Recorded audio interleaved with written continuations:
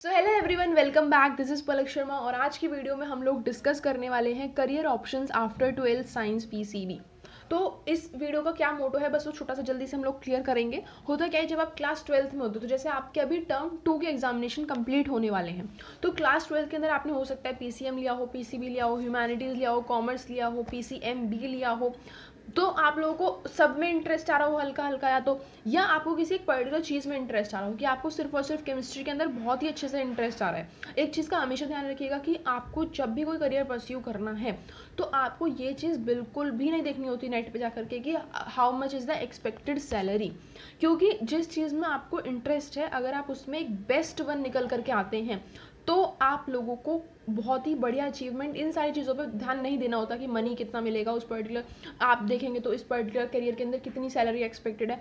ये छोटी छोटी चीज़ें होती हैं, इन पे ज़्यादा ध्यान नहीं देते। हमें ध्यान किस चीज़ पे देना है कि अगर हमने कोई चीज़ अगर पकड़ ली है तो क्या हम उस चीज़ में इंटरेस्टेड हैं, क्या हम उस चीज़ को आगे तक परस्यू कर पाएंगे।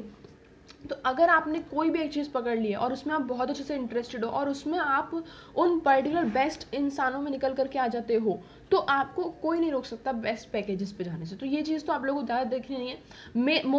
मोस्ट इंपॉर्टेंट चीज़ जो आपको देखनी है वो है कि आप उस चीज़ में इंटरेस्टेड हैं या नहीं है। तो इस वीडियो का मेन मोटो क्या है कि आपके लिए जितने भी अवेलेबल ऑप्शंस हैं, होता ये भी है कभी कभार कि हमें ऑप्शंस की अवेलेबिलिटी का पता नहीं होता। हमें दो चार चीज़ों का पता होता है, जैसे अगर आपने पीसीएम ली तो हमें पता है कि हमें बीटेक भी कर सकते हैं, या आपने पीसीबी ली तो आपको पता है कि आप एमबीबीएस भी कर सकते हैं। ये दो चार चीज़ें कॉमन चीज़ें जो हमने सुनी होती हैं सोसाइटी में, ये सारी चीज़ें हमें पता होती हैं।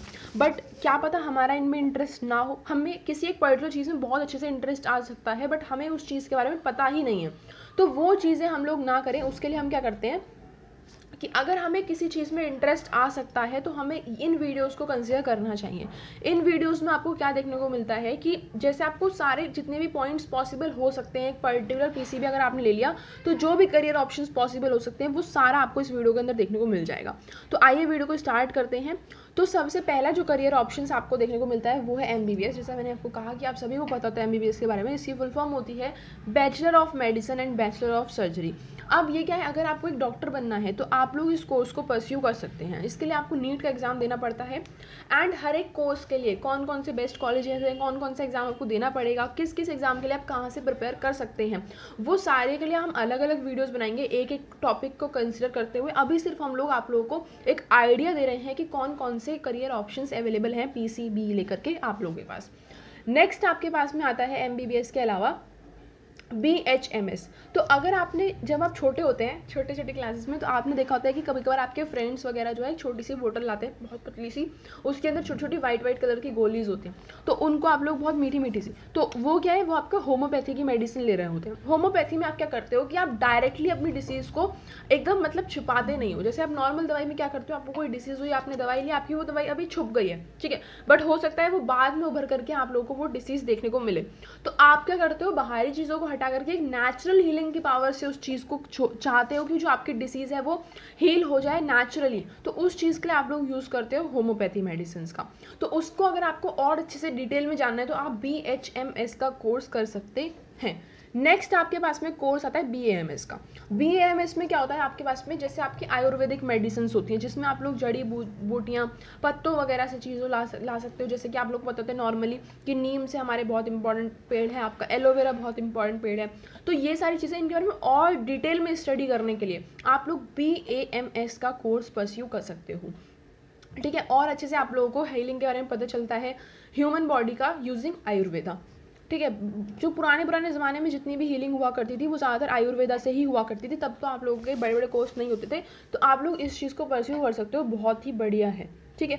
नेक्स्ट आपके पास में जो करियर ऑप्शन अवेलेबल है that is BDS, bachelor of dental surgery. अगर आप लोग कभी डेंटिस्ट के पास गए हो और आप लोगों को पसंद आया हो, मतलब मज़ा आ गया हो देख करके कि क्या बढ़िया इलाज कर दिया, तो मतलब ये जो टूथ वगैरह की हो गई, आपके माउथ के वेरियस पार्ट्स आपके हो गए, या किस तरीके से कैविटी लग जाती है, ये सारी चीज़ें जितना भी आपका डेंटिस्ट का काम होता है, अगर आपको उन चीज़ों में इंटरेस्ट है तो आप BDS को परस्यू कर सकते हैं, बैचलर ऑफ डेंटल सर्जरी, ठीक है। नेक्स्ट बढ़ते हैं आगे, BDS और ये जितने भी मैंने अलग से करियर ऑप्शंस बताए इनमें भी सैलरी पैकेजेस हाई ही हैं एज कम्पेयर टू MBBS।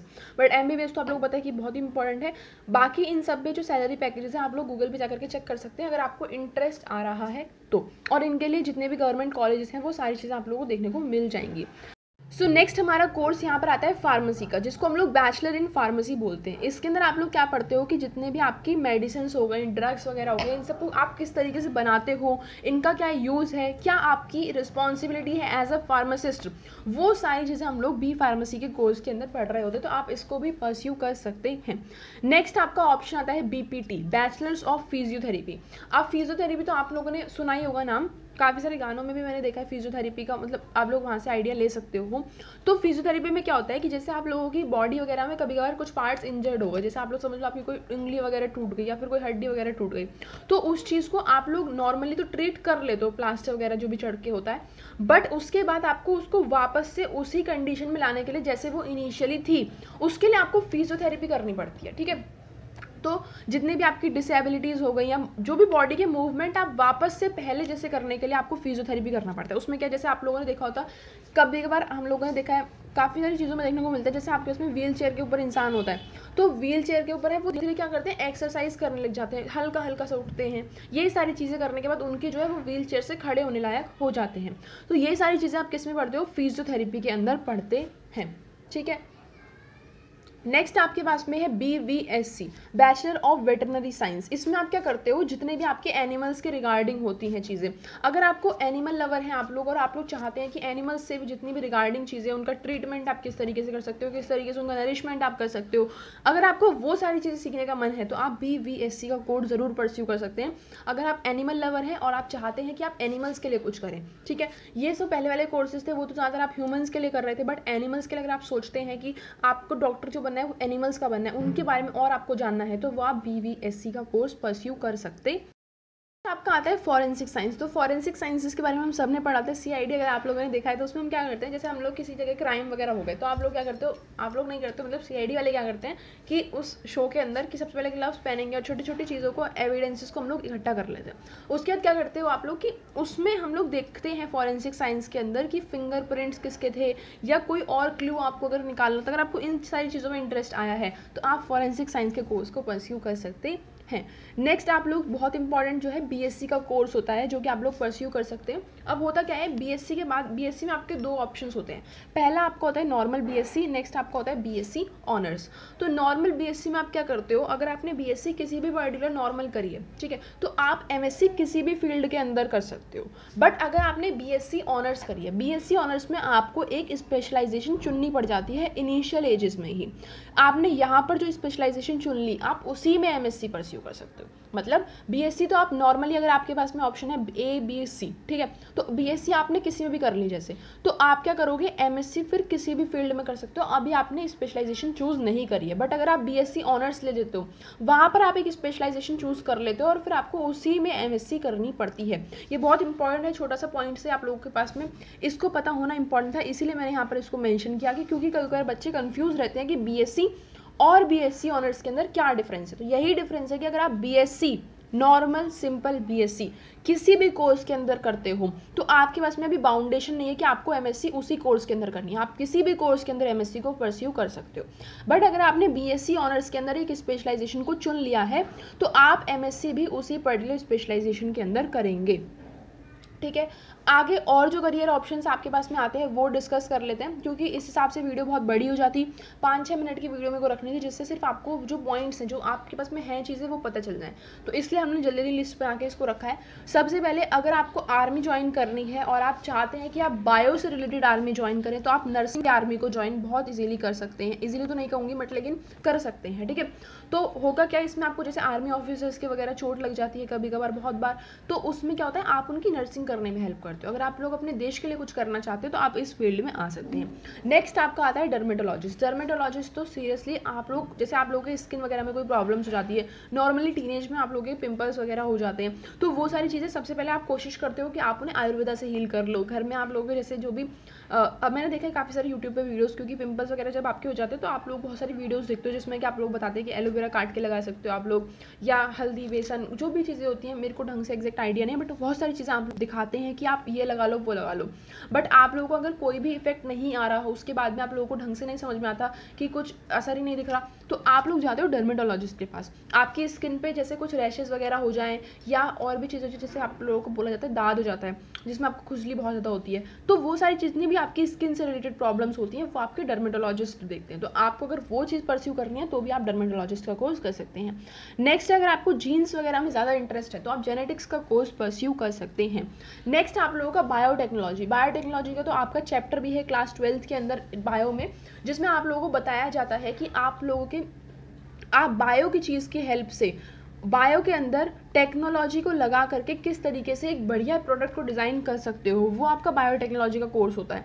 तो वो अगर आपने अपने क्लास 12 में चैप्टर पढ़ा था बायोटेक्नोलॉजी का, अगर आपको उसमें इंटरेस्ट आया हो तो आप बायोटेक का कोर्स परस्यू कर सकते हैं।